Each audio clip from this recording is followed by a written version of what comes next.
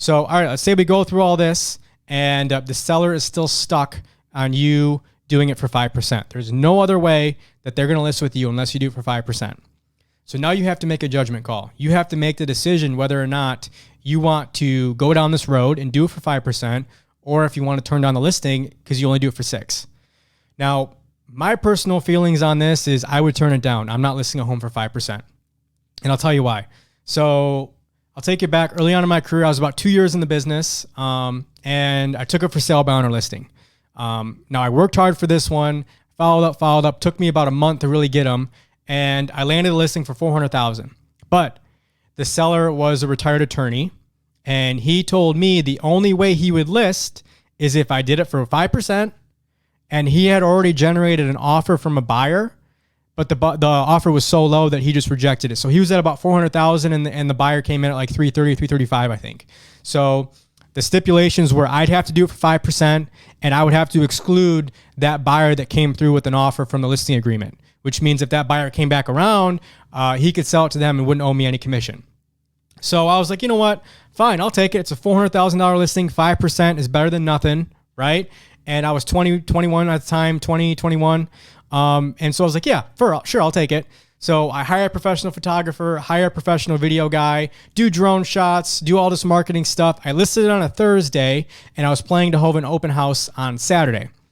So house hits the market on Thursday, got a couple showings for Friday, and I was able to generate 2 offers before the open house. And so I'm ecstatic, right? I call my seller and I say, oh my gosh, I have such great news. I have multiple offers for you. And my seller, I'll never forget, he's like, oh, that sounds great. I actually have news for you too. Would you mind stopping by the house so we can talk? So I hear that and I'm like, that wasn't the reaction I was looking for, but all right, he must have something about the house or listing or something. So I go over to the house, and before I can even present the offers, the guy's name was Dave. He tells me, all right, Alex, well, you know, I appreciate everything that you've done. You've done great work. I love the photos, blah, blah, blah, blah, blah, and all this stuff. But there's always a but. But I just want to let you know that buyer that I excluded from the agreement actually came back around and wrote up an offer that was much higher than his original offer, and we decided to accept it. So before I could present the offers, before he even knew that I had a full price offer for him, he accepted another offer. Okay.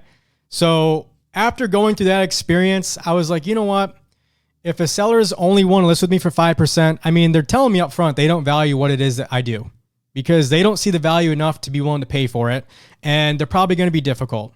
And plus, if I do it for 5%, now I have to offer out 2.5% to the buyer's agent. The buyer's agent's not going to be happy because they're going to have to take a discount, or they're going to have to ask their buyer to cough up another 0.5%. And the whole transaction just doesn't go well in my past experience.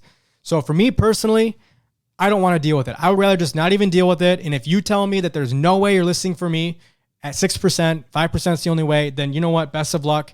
I wish you well, but it doesn't make sense for us to work together.